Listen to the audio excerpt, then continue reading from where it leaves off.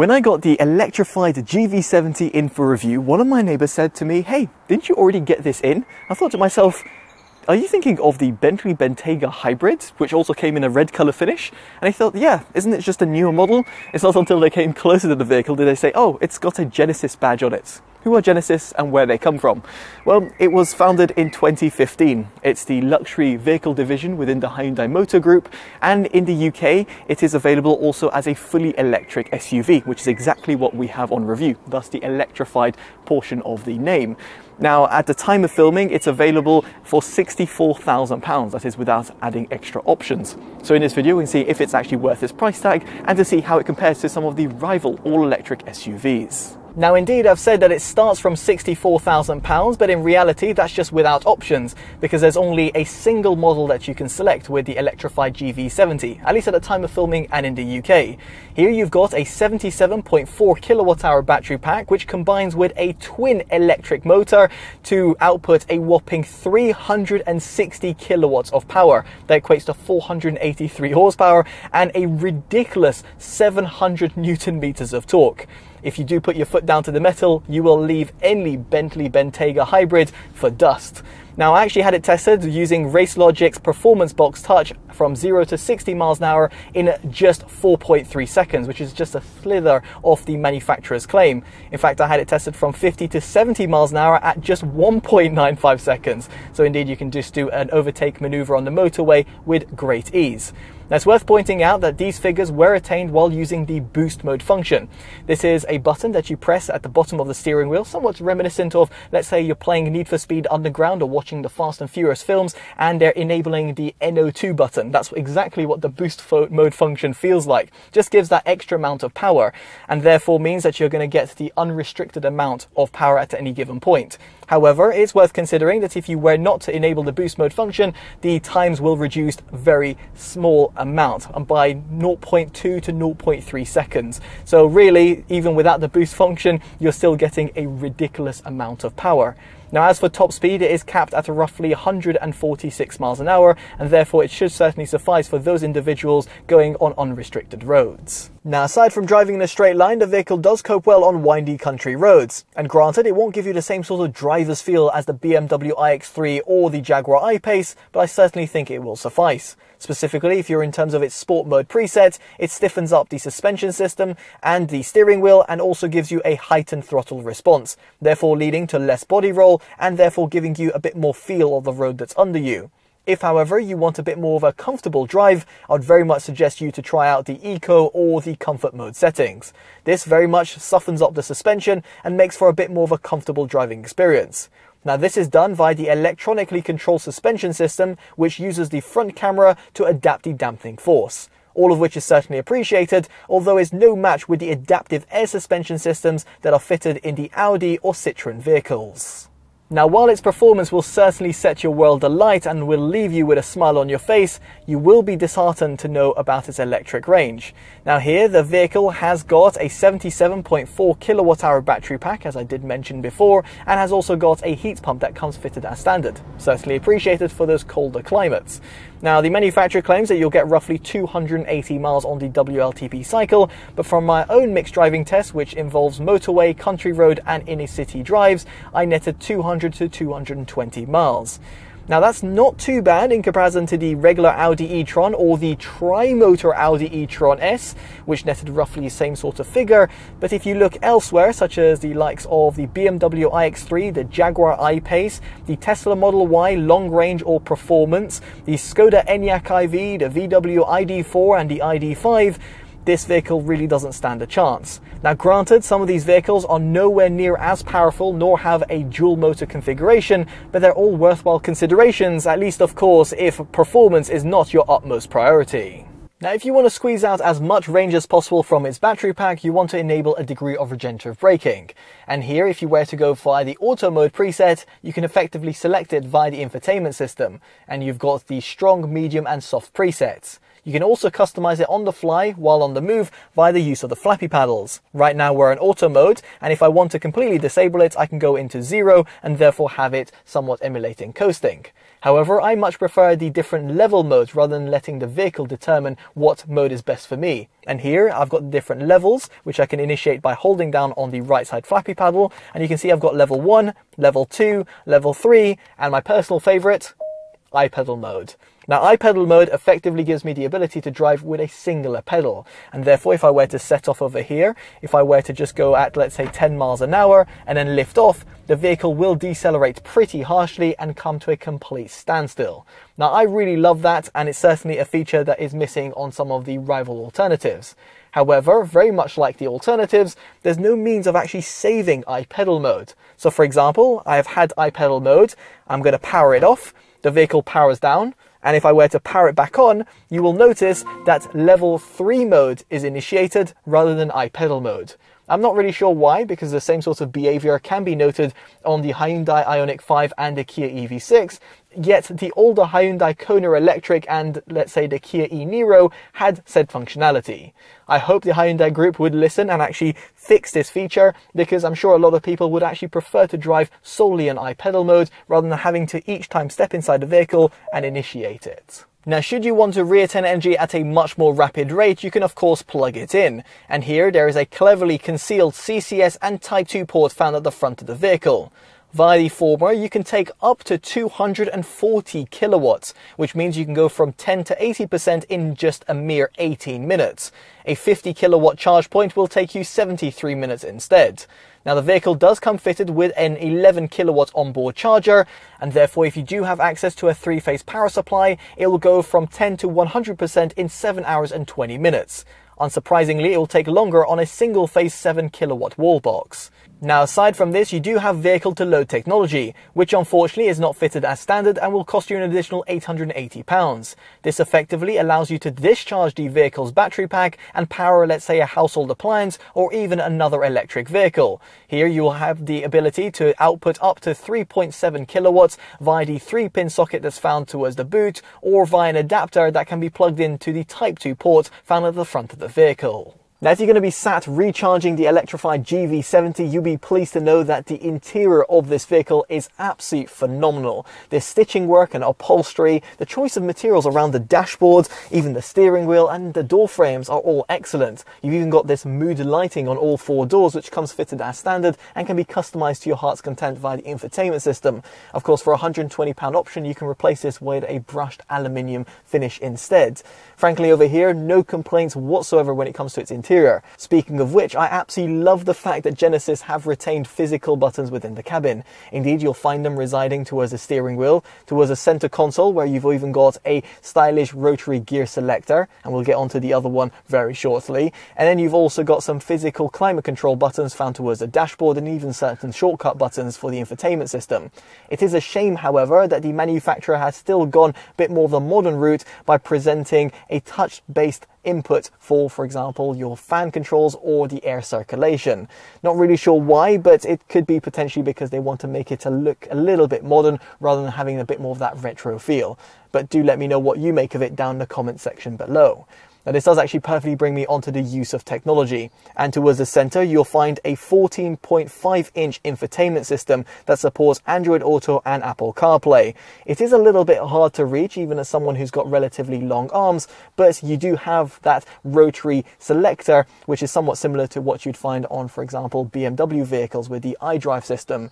Indeed, the rotary selector makes it very easy to access certain settings, and it makes it very intuitive as well. However, due to the placement of it and due to the shape and size of it, it can often be mistaken for the rotary gear selector. So you'll kind of have to get your head around it, that the one towards the bottom is your gear selector and the one towards the top is the one that can access the infotainment system. Nonetheless, no matter what sort of input you end up choosing, you'll find that the infotainment system is very vivid, fluid, and provides you a flurry of different options. Indeed, here the Hyundai Group has provided you so many that you might actually get a little bit lost in it, so you might want to get acclimatized to it. Speaking of which, there is a part customizable 8-inch instrument cluster. This does also go to a fully digitalized 12.3-inch instrument cluster if you were to opt for the Innovation Pack. Just bear in mind this will set you back a whopping £3,560. It does add some other driver assistance systems, but I think this is the main takeaway. Furthermore, you've also got a head-up display, which does provide you all the key driving information, allowing you to keep your eyes planted on the road rather than having to glance down towards the instrument cluster or indeed the infotainment system. My biggest complaint, however, is that the third-party mobile operating systems such as Android Auto and Apple CarPlay do not feed through any sort of navigation data to the instrument cluster nor the head-up display. A certain mistrick from the manufacturer, and one that I would have liked to see addressed potentially in future firmware updates. Speaking of your options, you might want to seriously consider getting the £990 Lexicon audio upgrade. While it won't compete with the Harman Kardon audio system found within the BMW iX3, nor the audio system found within the Tesla Model Y, it will seriously bolster the overall audio experience that one can attain within the Electrified GV70, because you're going from a stock 9-speaker system up to 15 speakers with 1050 watts of total power output. In fact, if you want a detailed audio review of that system, do check it out on your pop banner, down the description below, or indeed in the pinned comments. Now, of course, when it comes to storage, we have to talk about its boot. And here there is an electric tailgate that comes fitted as standard. There's a button in order to operate it within the cabin, on the remote, and also just below the rear wiper, which is a great placement. Now, when you press it, you'll hear a beeping sound, and unfortunately that can't be disabled, be it when it comes to opening or closing. It's not as loud as some of its competitors, but it would have been great if you could have actually disabled it through the infotainment system. Nonetheless, the tailgate has got that hatchback design. As someone who's just under 6 foot, I've got absolutely no problem when it comes to loading in and out goods. Speaking of which, when it comes to capacity, you have got 503 litres, and this extends up to 1,678 litres when you prop down the seats, which, by the way, have got a 60/40 rear split folding design and can be electronically dropped by these levers found towards the rear of the cabin, making it very convenient. Better still, you have got a flat loading bay, making it great to take elongated goods, and you've also got a sizable underfloor compartment. Speaking of which, the removable and retractable boot load cover can be placed in this compartment as well, making it quite handy as you don't have to leave it at home or in the garage. Now, aside from this, you have got a front storage bay, often referred to as frunk, giving you an additional 25 litres. Handy if you want to place your charging cables or indeed your tyre repair kit. However, it's manually operated only, and therefore you'll have to pull the lever within the cabin as you do, for example, on ICE-based vehicle in order to reveal the engine, and therefore makes it a little less convenient if you're going to be frequenting this area. So moving swiftly on, let's talk about storage within the cabin. And at the front, you've got the door bins, which are pretty sizable and therefore will accommodate a small to medium sized purse or wallet alongside a 500ml bottle. Then you've also got the glove box, which is pretty large. And as for the center console, you've got a small little area found towards the front, which also reveals a wireless smartphone charger and 2 USB Type A ports, one of which is used to connect up to the infotainment system. And then further down, 2 cup holders and also a pretty sizable area found underneath the center armrest. Here you'll also find a 12-volt socket that provides additional charge. Now, as for the rear of the cabin, you've got the door bins, which are unsurprisingly a little bit more limited, but then you'll find 2 cup holders found within the pull-down armrest compartment, of course if you're not using the rear middle seat. Now, while that's all very impressive, I have got a few complaints, and here both the front and rear door bins are not lined in any sort of fabric material, and therefore any sort of loose change or keys will be heard rattling around when traversing uneven terrain. And granted, you can find a cheap third-party accessory to remedy this, but it would have been great if the manufacturer actually addressed this when it was actually built. Now, another thing that you can't actually change is the fact that the center console is actually really large. Yes, it'll be very similar to other ICE-based vehicles, but if you look at the Hyundai Group, which provide fully electric vehicles that have been built from the ground up, such as the Ioniq 5 and the EV6, which have got a really optimized center console, which also still provides a very large compartment, it means that the one found in the Electrified GV70 just looks oversized for no given reason. And yes, you can potentially see why that this vehicle is not only offered as a fully electric model, but also one that has a pure petrol engine. Now, similarly, at the rear of the cabin, the Electrified GV70 has got a small transmission hump, therefore further showing that it does actually have a petrol sibling. Although kudos to Genesis for actually reducing the transmission tunnel all the way down as much as possible, because in comparison to some of its competitors, they simply retain it even though there is completely no need of having it there. Now, aside from this, the overall headroom and legroom is absolutely phenomenal. I've got no issues whatsoever when it comes to legroom and headroom. I am just under 6 foot and I've got no problems. Equally, I really love the fact that there's reclining seats, and therefore means that you can find the right sort of ergonomics for you, or of course lean all the way back and potentially even sleep. Yes, it is really all that comfortable. Now, one could also compliment the front 2 seats, where they're electronically controlled, accommodating and very soft. But if you do want to bolster the experience, you might want to go for the comfort seat pack at £1,630. This adds the ergo motion seats with massage function and some electric cushion systems for the driver, therefore overall bettering the experience if you're going on those longer commutes. You've also got ventilated front seats. Now, it is a shame that a heated front seat and steering wheel, a rear air conditioning system and a premium cabin filter do not come fitted as standard. Indeed, you'll have to splash out an additional £1,180 on the convenience pack. Equally, if you want heated rear seats, or for example a door curtain or laminated rear glass, you'll have to opt for the second row comfort seat pack at £600. Now, what doesn't come as a surprise, however, is that if you do want to draw in some extra light within the cabin, you might want to go for the sunroof pack. This will set you back an additional £1,460. Now, this perfectly brings me on to its roof load capacity, which is rated at 100 kilograms. Equally, when it comes to towing, you've got 1,800 kilograms or 750 kilograms for braked and unbraked trailers respectively. So what about when it comes to its exterior design? Well, this is all very subjective, so make sure you share your own opinions down in the comment section below. But what I will say is that it actually reminds me of a cross between a Bentley Bentayga and an Aston Martin. Indeed, at the front of the vehicle, you've got a somewhat aggressive flared design. Equally, I really love the fact that the manufacturers integrated the charging ports seamlessly within the front grille. You'll almost forget to see it's actually there. As for the side profile, it's very sporty thanks to the inclusion of body-coloured wheel arches and side skirts, and also 19-inch alloys. You can upgrade for £630 for 20-inch alloys such as the ones pictured. As for its rear profile, the vehicle has got a bubble-shaped design and has got taillights that are integrated very well. It makes for an overall premium look to it, and therefore stands out in comparison to the rest of the crowd. Frankly, as far as exterior design goes, I've got absolutely no complaints. Now, in terms of your colour options, it comes in a solid white as standard. If, however, you want one of the metallic finishes, it'll cost you £750, and a matte colour finish will cost you £1,130. Now, aside from its gorgeous looks, the Electrified GV70 should be also pretty safe. Here, the regular GV70 scored a full 5 out of 5 stars on Euro NCAP's tests, and one can only imagine that the electrified model would fare similarly. Now, while I'm hazarding guess when it comes to crash safety, the overall driver assistance systems are plentiful and very much appreciated. Indeed, as standard, you have got highway driving assist and smart cruise control with stop-and-go technology, taking away the stress on those more mundane motorway trips, and furthermore, keeping you at a good sort of distance from the leading vehicle. You have also got rear blind spot monitoring system, lane follow assist, forward collision monitoring system, and intelligent speed limit assist. Furthermore, you have also got lane keep assist, which is enabled each time you power on the vehicle, but thankfully you can easily disable it by long pressing a physical button found on the right hand side of the steering wheel, therefore meaning that if you don't want it to intervene specifically on those windy country roads, you can simply disable it very easily. Now, if you do want to heighten the experience, you might want to go for the Innovation Pack, although bear in mind this will come in at a £3,560 premium. This will add to the Highway Driving Assist, taking to level 2, further bolster the Forward Collision Monitoring System, therefore scanning for more objects, add the Blind Spot Monitoring System, Reverse Parking Collision Avoidance, Remote Parking Assist, and also add a Surround View, therefore giving you peace of mind when it comes to parking your vehicle. Speaking of which, as standard, there's a rear view camera, although it does not have a little washer, so therefore you'll have to get your hands dirty quite regularly.